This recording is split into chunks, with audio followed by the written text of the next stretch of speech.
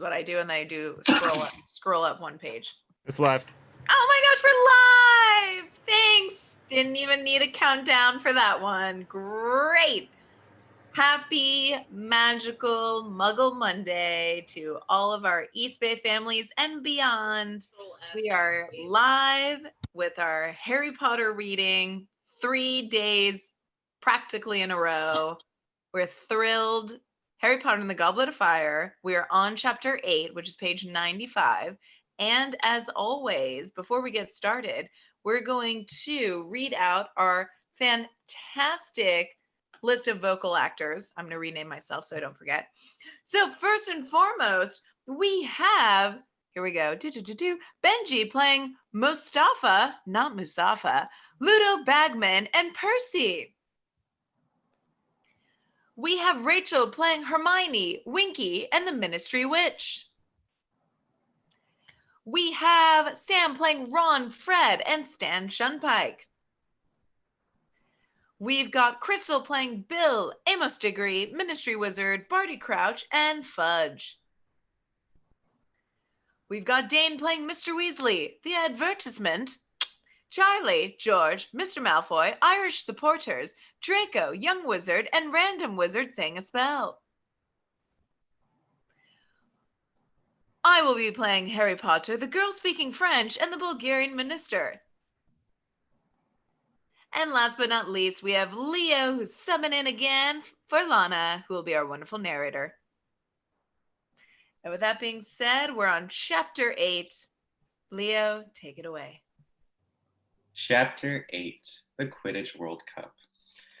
Clutching their purchases, Mr. Weasley in the lead, they all hurried into the wood, following the lantern-lit trail.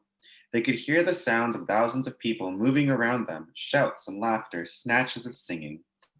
The atmosphere of feverish excitement was highly infectious. Harry couldn't stop grinning. They walked through the wood for 20 minutes, talking and joking loudly, until at last they emerged on the other side and found themselves in the shadow of a gigantic stadium. Though Harry could see only a fraction of the immense gold walls surrounding the field, he could tell that 10 cathedrals would fit comfortably inside it. Seats 100,000, said Mr. Weasley, spotting the awestruck look on Harry's face. Ministry task force of 500 had to be working on it all year. Muggle repelling charms on every inch of it. Every time Muggles have got anywhere near all year, they suddenly remembered urgent appointments and had to dash away again. Bless them, he added fondly, leading the way toward the nearest entrance, which was already surrounded by a swarm of shouting witches and wizards. Time suits, said the Ministry Witch at the entrance when she checked their tickets. Top box, straight upstairs, Arthur, and as high as you can go. The stairs into the stadium were carpeted in rich purple. They clambered up with the rest of the crowd, which slowly filtered away through doors into the stands to their left and right.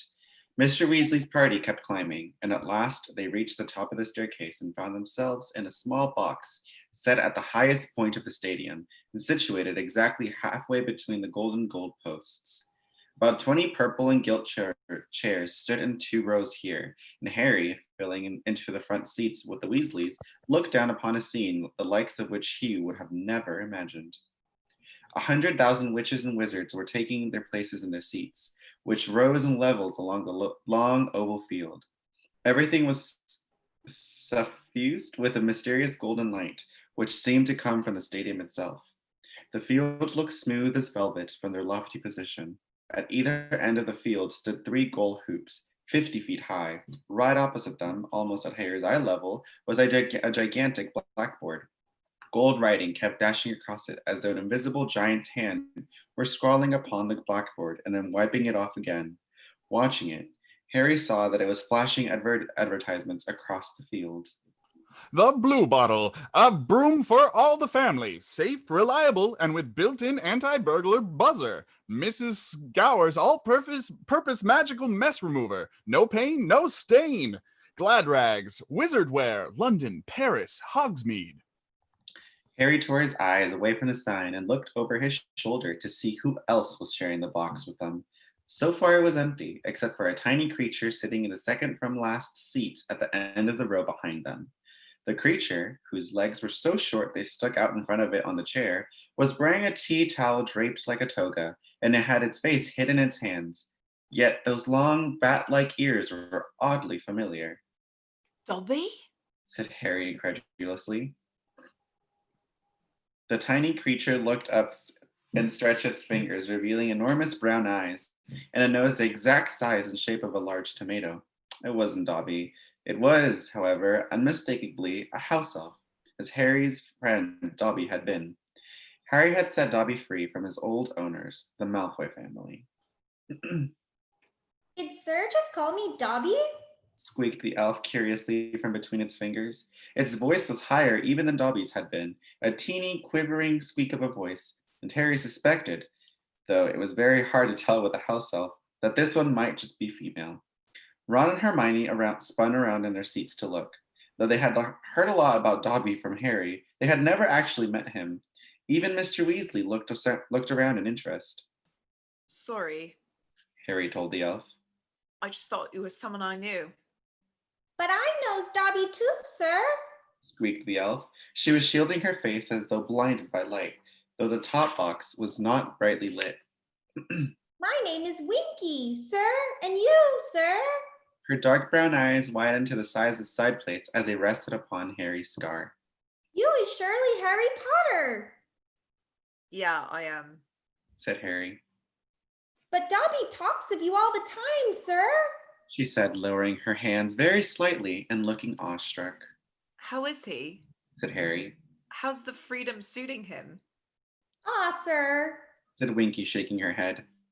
Ah, sir, meaning no disrespect, sir, but I is sure you did Dobby a favor, sir, when you was setting him free. Why? Said Harry, taken aback. What's wrong with him? Freedom is going to Dobby's head, sir. Said Winky sadly. Ideas above his station, sir. Can't get another position, sir. Why not? Said Harry. Winky lowered her voice by a half octave and whispered. He is wanting paying for his work, sir. Paying? Said Harry blankly. Well, why shouldn't he be getting paid? Winky looked quite horrified at the idea and closed her fingers slightly so that her face was half hidden again. House elves is not paid, sir. She said in a muffled squeak. No, no, no. I says to Dobby, I says, go find yourself a nice family and settle down, Dobby. He is getting up to all sorts of hijinks, sir. What is unbecoming to a house elf? You goes racketing around like this, Dobby, I says, and next thing I hear, you's up in front of the Department for the Regulation and Control of Magical Creatures, like some common goblin. Well, it's about time you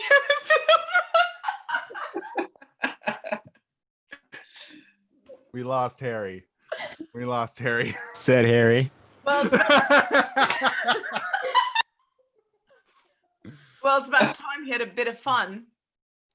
Said Harry. House elf is not supposed to have fun, Harry Potter. Said Winky firmly from behind her hands. House elves does what they is told. I is not liking heights at all, Harry Potter. She glanced toward the edge of the box and gulped. But my master sends me to the top box and I come, sir.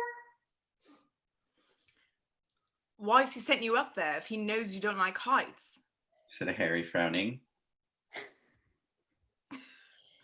Master wants me to save him a seat, Harry Potter. He is very busy. Said Winky, tilting her head toward the empty space beside her. Winky is wishing she is back in Master's tent, Harry Potter, but Winky does what she is told. Winky is a good house elf. She gave the edge of the box another frightened look and hid her eyes completely again. Harry turned back to the others. So that's a house elf? Ron muttered. Weird things, aren't they? Dobby was weirdo. Said Harry fervently. Ron pulled out his omnioculars and started testing them, staring down into the crowd on the other side of the stadium. Wild.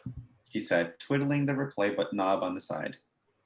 I can make that old bloke down there pick his nose again, and again, and again. Hermione, meanwhile, was skimming eagerly through her velvet-covered tasseled program. A display from the team mascots will precede the match. He read aloud. Oh, that's always worth watching. Said Mr. Weasley. National teams bring creatures from their native lands, to put on a bit of a show. The box filled gradually around them over the next half hour. Mr. Weasley kept shaking hands with people who were obviously very important wizards. Percy jumped to his feet so often that he looked as though he were trying to sit on a hedgehog. When Cornelius Fudge, the Minister of Magic himself, arrived, Percy bowed so low that his glasses fell off and shattered. Highly embarrassed, he repaired them with his wand and thereafter remained in his seat, throwing jealous looks at Harry, whom Cornelius Fudge had greeted like an old friend. They had met before, and Fudge shook Harry's hand in a fatherly fashion, asked how he was, and introduced him to the wizards on either side of him. Harry Potter, you know, he told the Bulgarian minister loudly, who was wearing splendid robes of black velvet trimmed with gold and didn't seem to understand a word of English. Harry Potter. Oh, come on now. You know who he is. The boy who survived. You know who? You do know who he is. The Bulgarian wizard suddenly spotted Harry's scar and started gabbling loudly and excitedly, pointing at it. Knew you'd get there in the end, said Fudge wearily to Harry. I'm no great shakes at languages. I need Barty Crouch for this sort of thing. I see. His house elf saved him a seat. Good job, too. These Bulgarian blithers have been trying to catch all the best places. And here's Lucius. Harry, Ron, and Hermione turned quickly, edging along the second row to 3 still empty seats. Right behind Mr. Weasley were none other than Dobby, the house elf's former owners, Lucius Malfoy, his son, Draco, and a woman Harry supposed must be Draco's mother. Harry and Draco Malfoy had been enemies ever since their first journey to Hogwarts, a pale boy with a pointed face and white blonde hair. Draco greatly resembled his father. His mother was blonde too, tall and slim. She would have been nice looking if she hadn't been wearing a look that suggested that there was a nasty smell under her nose. Fudge, said Mr. Malfoy, holding out his hand as he reached the Minister of Magic. How are you? I don't think you've met my wife, Narcissa, or our son, Draco. How do you do? How do you do? Said Fudge, smiling and bowing to Mrs. Malfoy. And allow me to introduce you to Mr. Oblansk. Oh no, that's you, sorry. Yeah. And allow me to introduce you to Mr. Oblansk. He's a Bulgarian Minister of Magic, and he can't understand a word I'm saying anyway, so never mind. And let's see who else. You know Arthur Weasley, I dare say. It was a tense moment. Mr. Weasley and Mr. Malfoy looked at each other, and Harry vividly recalled the last time they had come face to face. It had been in Flourish and Blott's bookshop, and they had had a fight. Mr. Malfoy's cold, gray eyes swept over Mr. Weasley and then up and down the road. Good Lord, Arthur, he said softly. What did you have to sell to get seats in the top box?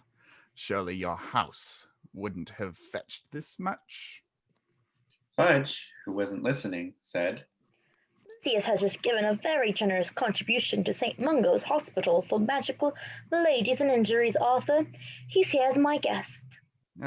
How nice, said Mr. Weasley with a very strained smile. Mr. Malfoy's eyes had returned to Hermione, who went slightly pink, but stared determinedly back at him. Harry knew exactly what was making Mr. Malfoy's lip curl like that. The Malfoys prided themselves on being purebloods. In other words, they considered anyone of Muggle descent, like Hermione, second class. However, under the gaze of the Minister of Magic, Mr. Malfoy didn't dare say anything. He nodded sneeringly to Mr. Weasley and continued down the line to his seats. Draco shot Harry, Ron, and Hermione one contemptuous look, then settled himself between his mother and father. Slimy gits. Ron muttered as he, Harry, and Hermione turned to face the field again. Next moment, Ludo Bagman charged into the box.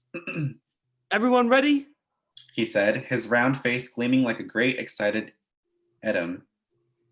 Minister, ready to go? Ready when you are, Ludo. Said Fudge comfortably. Ludo whipped out his wand, directed it at his own throat, and said, Sonorous. and then spoke over the roar of sound that was now filling the packed stadium. His voice echoed over them, booming into every corner of the stands.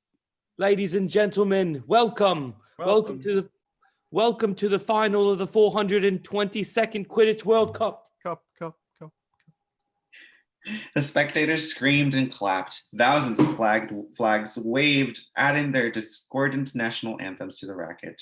The huge blackboard opposite them was wiped clear of its last message. Bertie Bott's every flavor beans, a risk with every mouthful. And now showed Bulgaria 0, Ireland 0. And now, without further ado, allow me to introduce the Bulgarian national team mascots. Scots. the right-hand side of the stands, which was a solid block of starlit, roared its approval. I wonder what they've brought, said Mr. Weasley, leaning forward in his seat. Ah, He suddenly whipped off his glasses and polished them hurriedly on his robes. Vila. Oh, Vila. But 100 Vila were now gliding out onto the field, and Harry's question was answered for him. Vila were women, the most beautiful women Harry had ever seen, except that they could be human. This puzzled Harry for a moment while he tried to guess what exactly they could be.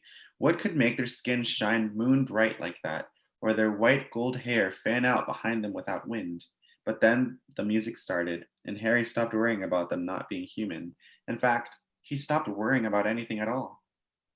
The Vila had started to dance, and Harry's mind had gone completely and blissfully blank. All that mattered in the world was that he kept watching the Vila, because if they stopped dancing, terrible things would happen. As the Vila danced faster and faster, wild, half-formed thoughts started chasing through Harry's dazed mind. He wanted to do something very impressive right now. Jumping from the box into the stadium seemed a good idea, but would it be good enough? Harry, what are you doing? Said Hermione's voice from a long way off. The music stopped. Harry blinked. He was standing up, and one of his legs was resting on the wall of the box. Next to him, Ron was frozen in an attitude that looked as though he were about to dive from a springboard. Angry yells were filling the stadium. The crowd didn't want the Vila to go. Harry was with them. He would, of course, be supporting Bulgaria, and he wondered vaguely why he had a large green shamrock pinned to his chest. Ron, meanwhile, was absent-mindedly shredding the shamrocks on his hat.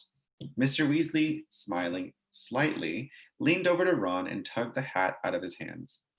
You'll be wanting that, He said.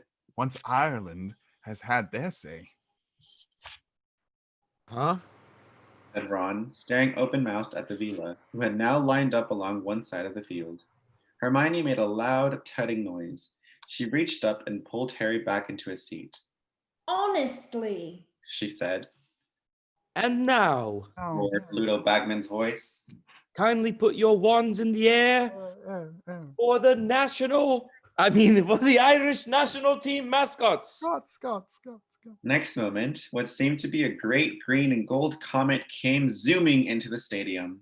It did one circuit of the stadium, then split into two smaller comets, each hurtling toward the goal posts. A rainbow arced suddenly across the field, connecting the two balls of light. The crowd oohed and awed as though at a fireworks display. Now the rainbow faded and the balls of light reunited and emerged. They had formed a great shimmering shamrock, which rose up into the sky and began to soar over the stands. Something like golden rain seemed to be falling from it. Excellent. Yelled Ron as the shamrock soared over them, and heavy gold coins rained from it, bouncing off their heads and seats. Squinting up at the shamrock, Harry realized that it was actually comprised of thousands of tiny little bearded men with red vests, each carrying a minute lamp of gold or green. Leprechauns! Said Mr. Weasley over the tumultuous applause of the crowd, many of whom were still fighting and rummaging around under their chairs to retrieve the gold. There you go. Ron yelled happily, stuffing a fistful of gold coins into Harry's hand. For the omnioculars. Now you've got to buy me a Christmas present. Ha! The great shamrock dissolved. The leprechauns drifted down onto the field on the opposite side of the villa and settled themselves cross-legged to watch the match. And now, ladies and gentlemen, kindly welcome the Bulgarian national Quidditch team. I give you Dimitrov. The scarlet-clad figure on a broomstick, moving so fast it was blurred, shot out onto the field from an entrance far below, to wild applause from the Bulgarian supporters. Ivanova. A second scarlet-robed player zoomed out. Zograf. Levski. Volkov. And Krum. That's him. That's him. Yelled Ron, following Krum with his omnioculars. Harry quickly focused his own. Victor Krum was thin, dark, and sallow-skinned, with a large curved nose and thick black eyebrows. He looked like an overgrown bird of prey. It was hard to believe he was only 18. And now, please greet the Irish national Quidditch team. Yelled Bagman. Presenting Connolly, Ryan, Roy, Mullet, Moran, Quigley, and Lynch. 7 green blurs swept onto the field. Harry spun a small dial on the side of his omnioculars and slowed the players down enough to read the word Firebolt on each of their brooms and see their names embroidered in silver upon their backs. And here, all the way from Egypt, our referee, acclaimed chair wizard of the International Association of Quidditch, Hassan Mustafa. A small and skinny wizard, completely bald, but with a mustache to rival Uncle Vernon's, wearing robes of pure gold to match the stadium, strode out onto the field. A silver whistle was protruding from under the mustache, and he was carrying a large wooden crate under the arm, his broomstick under the other. Harry spun the speed dial on his omnioculars back to normal, watching closely as Mustafa mounted his broomstick and kicked the crate open. 4 balls burst into the air, the scarlet quaffle, the 2 black bludgers, and, Harry saw it for the briefest moment before it sped out of sight, the minuscule winged gold snitch. With a sharp blast on his whistle, Mustafa shot into the air after the balls. They're off, screamed Bagman. And it's Mullet, Troy, Moran, Dimitrov, back to Mullet, Troy, Levski, Moran. It was Quidditch as Harry had never seen it played before. He was pressing his omnioculars so hard to his glasses that they were cutting into the bridge of his nose. The speed of the players was incredible. The chasers were throwing the quaffle to one another so fast that Bagman only had time to say their names. Harry spun the slow dial on the right of his omnioculars again, pressed the play-by-play button on the top, and he was immediately watching in slow motion, while glittering purple lettering flashed across the lenses and a noise of the crowd pounded against his eardrums. Hawkhead attacking formation, he read as he watched 3 Irish chasers zoom closely together, Troy in the center, slightly ahead of Mullet and Moran, bearing down upon the Bulgarians. Porkscoff ploy flashed up next, as Troy made as though to dart upward with the quaffle, drawing away the Bulgarian chaser, Ivanova, and dropping the quaffle to Moran. One of the Bulgarian beaters, Volkov, swung hard at a passing bludger with his small club, knocking it into Moran's path. Moran ducked to avoid the bludger and dropped the quaffle, and Levski, soaring beneath, caught it. Troy scores, roared Bagman, and the stadium shuddered with a roar of applause and cheers. 10-0 to Ireland. Dun, dun, dun. What? Harry yelled, looking wildly around through his omnioculars. But Levski's got the quaffle. Harry, if you're not going to watch at normal speed, you're going to miss things, shouted Hermione, who was dancing up and down, waving her arms in the air while Troy did a lap of honor around the field. Harry looked quickly over the top of his omnioculars and saw that the leprechauns watching from the sidelines had all risen into the air again and formed the great, glittering shamrock. Across the field, the Vila were watching them sulkily. Furious with himself, Harry spun his speed dial back to normal as play resumed. Harry knew enough about Quidditch to see that the Irish chasers were superb. They worked as a seamless team, their movements so well coordinated that they appeared to be reading one another's minds as they positioned themselves. And the rosette on Harry's chest kept squeaking their names. Try, Millet, Morgan. And within 10 minutes, Ireland had scored twice more, bringing their lead to 30-0 and causing a thunderous tide of roars and applause from the green-clad supporters. The match became still faster, but more brutal. Volkov and Volkanov, the Bulgarian beaters, were whacking the bludgers as fiercely as possible at the Irish chasers and were starting to prevent them from using some of their best moves. Twice they were forced to scatter, and then, finally, Ivanova managed to break through their ranks, dodge the keeper, Ryan, and score Bulgaria's first goal. Fingers in your ears? Bellowed Mr. Weasley as the Vila started to dance in celebration. Harry screwed up his eyes too. He wanted to keep his mind on the game. After a few seconds, he chanced a glance at the field. The Vila had stopped dancing, and Bulgaria was again in possession of the quaffle. Dimitrov, Levski, Dimitrov, Ivanova. Oh, I say. Roared Bagman. 100,000 wizards gasped at the two seekers. Crumb and Lynch plummeted through the center of the chasers so fast that it looked as though they had just jumped from airplanes without parachutes. Harry followed their descent through his omnioculars, squinting to see where the snitch was. They're going to crash, Screamed Hermione next to Harry. She was half right. At the very last second, Victor Crumb pulled out of the dive and spiraled off. Lynch, however, hit the ground with a dull thud that could be heard throughout the stadium. A huge groan rose from the Irish seats. Fool. Moaned Mr. Weasley. Crumb was fainting. It's time out. Yelled Bagman's voice. As trained meta wizards hurried onto the field to examine Aiden Lynch. Yeah. He'll be okay. We only got plowed. Charlie said reassuringly to Ginny, who was hanging over the side of the box, looking horror-struck.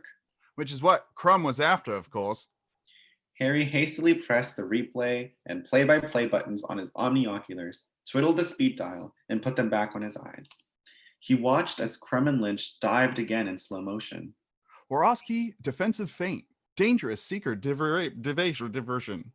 Read the shining purple lettering across his lenses. He saw Crumb's face contorted with concentration as he pulled out of the dive just in time, while Lynch was flattened and he understood. Crumb hadn't seen the snitch at all. He was just making Lynch copy him. Harry had never seen anyone fly like that. Crumb hardly looked as though he was using a broomstick at all. He moved so easily through the air that he looked unsupported and weightless. Harry turned his omnioculars back to normal and focused them on Crumb. He was now circling high above Lynch, who was being revived by Medi-Wizards with cups of potion. Harry, focusing still more closely upon Crumb's face, saw his dark eyes darting all over the ground 100 feet below. He was using the time while Lynch was revived to look for the snitch without interference. Lynch got to his feet at last, to loud cheers from the green-clad supporters, mounted his firebolt, and kicked back off into the air. His revival seemed to give Ireland new heart. When Mustafa blew his whistle again, the chasers moved into action with a skill unrivaled by anything Harry had seen so far. After 50 more minutes, fast and furious minutes, Ireland had pulled ahead by 10 more goals. They were now leading by 130 points to 10, and the game was starting to get dirtier. As Mullet shot toward the goalpost yet again, clutching the quaffle tightly under her arm, the Bulgarian keeper, Zagreb, flew out to meet her. Whatever happened was over so quickly, Harry didn't catch it, but a scream of rage from the Irish crowd and the long, shrill whistle blast told him it had been a foul. And Mustafa takes the Bulgarian keeper to task for cobbing. Bobbing. Excessive use of elbows. Bagman informed the roaring spectators. And yes, it's a penalty to Ireland. Dun, dun. The leprechauns, who had risen angrily into the air like a swarm of glittering hornets when Mullet had been fouled, now darted together to form the words. The Vila on the other side of the field leapt to their feet, tossed their hair angrily, and started to dance again. As one, the Weasley boys and Harry stuffed their fingers into their ears, but Hermione, who hadn't bothered, was soon tugging on Harry's arm. He turned to look at her, and she pulled his fingers impatiently out of his ears. Look at the referee. She said, giggling. Harry looked down at the field. Hassan Mustafa had landed right in front of the dancing villa and was acting very oddly indeed. He was flexing his muscles and smoothing his mustache excitedly. Had to give you a moment. Now we can't have that. Said Ludo Bagman, though he sounded highly amused. Somebody slapped the referee. A merry wizard came tearing across the field, his fingers stuffed into his own ears, and kicked Mustafa hard in the shins. Mustafa seemed to come to himself. Harry, watching through the omnioculars again, saw that he looked exceptionally embarrassed and had started shouting at the villa, who had stopped dancing and were looking mutinous. And unless I'm much mistaken, Mustafa is actually attempting to send off the Bulgarian team mascots. Was Bagman's voice. Now there's something we haven't seen before. Oh, this could turn nasty. It did. The Bulgarian beaters, Volkov and Volkanov, landed on either side of Mustafa and began arguing furiously with him, gesticulating toward the leprechauns, who had now gleefully formed the words. Okay. Mustafa was not impressed by the Bulgarians' arguments. However, he was jabbing his finger into the air, clearly telling them to get flying again, and when they refused, he gave 2 short blasts on his whistle. 2 penalties for Ireland. Shouted Bagman, and the Bulgarian crowd howled with anger. And Volkov and Volkanov had better get back on those brooms. Yes, there they go. And Troy takes the quaffle. Play now reached a level of ferocity beyond anything they had yet seen. The beaters on both sides were acting without mercy.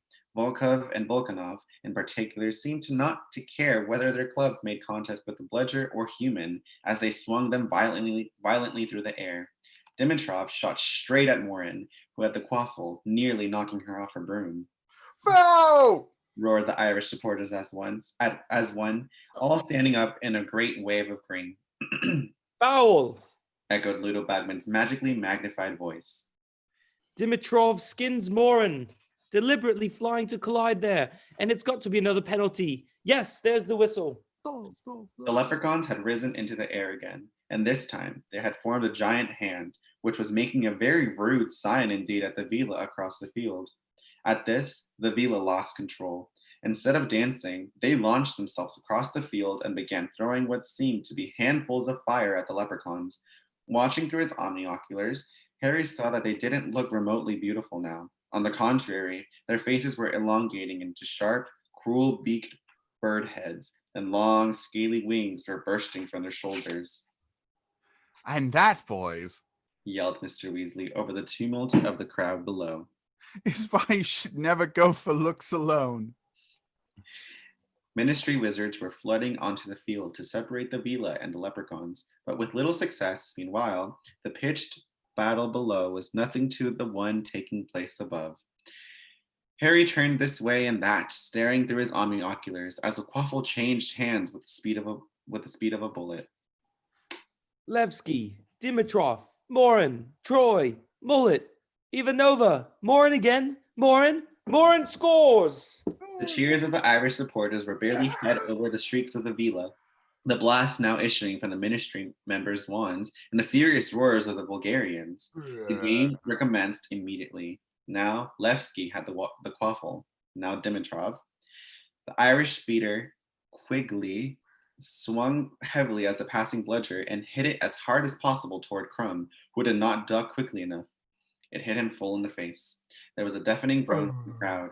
Crumb's nose looked broken. There was blood everywhere, but Hassan Mustafa didn't blow his whistle. He had become distracted, and Harry couldn't blame him. One of the villa had thrown a handful of fire and set his broomtail alight. Harry wanted someone to realize that Crumb was injured, even though he was supporting Ireland. Crumb was the most exciting player on the field.